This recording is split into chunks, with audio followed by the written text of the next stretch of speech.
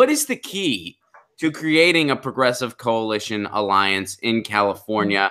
I'll expand that. I'll just say anywhere, right? How can anybody do what you did in Richmond as far as creating a progressive alliance goes? Right. So the way I see it is we have to build it city by city. So over the last year, I've been traveling up and down California. Even before I took on this statewide campaign, I was giving presentations about the Richmond story and encouraging the development of progressive alliances. And over the past little over a year, we've had about 11 or 12 new progressive alliances emerge based on the RPA model. You know, could be a little different. They take what makes sense to them and start to build in their own community. And that's what we want. So what I believe is the way to get there, and through our own experience. And by the way, I wrote a book called Winning Richmond, How a Progressive Alliance Won City Hall. And people can Google that, or they can go on my website and make a donation and get a copy. And it does go into detail and how we did it and, you know, the ups and downs along the way. But I would say the main thing is to come together as a diverse, inclusive, year-round, progressive corporate-free organization. I say year-round, year in and year out, because not just during election years. You have to keep the organization going even in non-election years. And so we did that in Richmond. And don't worry about party preference. You know, come together based on values, and then build local political power and run candidates without corporate money. So that's happening in South Bay Progressive Alliance around San Jose. That's happening in San Diego Progressive Alliance and the North Coast People's Alliance. It's happening up and down the state. Like I said, 12 new progressive alliances. Now, to get to a California Progressive Alliance, I think it's important to start, like I said, at the city level, and then build a network of municipal or, you know, regional progressive alliances. And then we could, you know, share what we're doing with one another and have that statewide power to pressure the legislature on the state issues that can't happen on a local level. You could do so much on a local level, but you can't do it all. So there's some things we're going to have to come together, and we'll already have built that solidarity and that local political power through our local progressive alliances. That's really important, because that's where you build solidarity with your neighbors, with your co-workers, with your community members. And that's the authenticity of addressing real solidarity. And people need to be involved in the issues that affect their lives in their, you know, in their neighborhoods, in their city.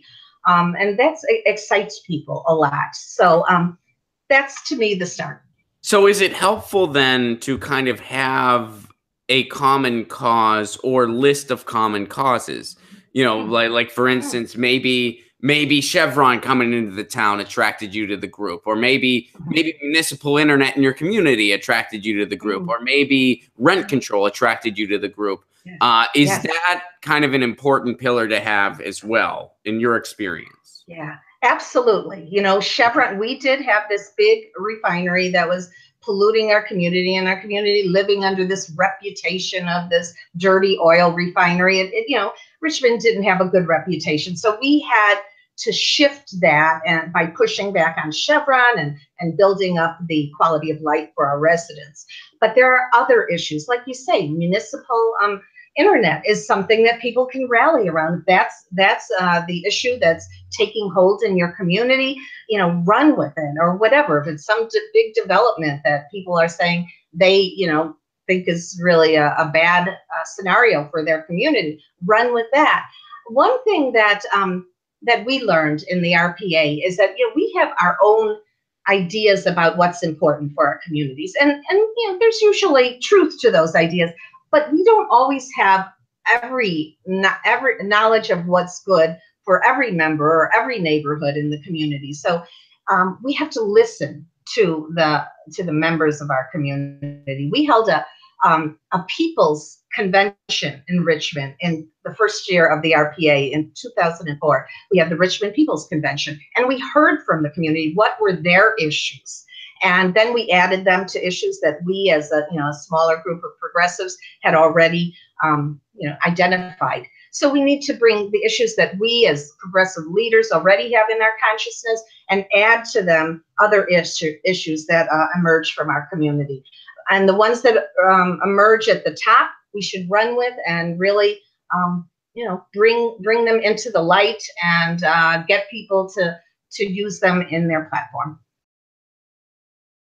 Hey guys, thanks for watching. That was a clip from Get Your News On with Ron, the world's first viewer-curated streaming news show.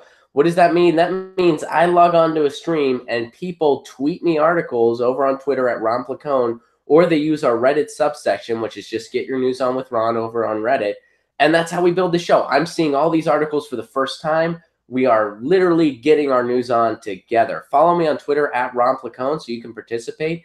And this show streams live every Tuesday through Friday at 10 a.m. Pacific Standard Time, so please do tune in. If you want to support this show, you can do so over on patreon.com/Ron Placone, where for as low as $1 a month, you get access to exclusive podcasts every week, exclusive videos, free tickets to shows when I'm performing in your town, and more for as low as $1 a month. Please do consider it. Thank you so much for your support. This has been Get Your News On with Ron.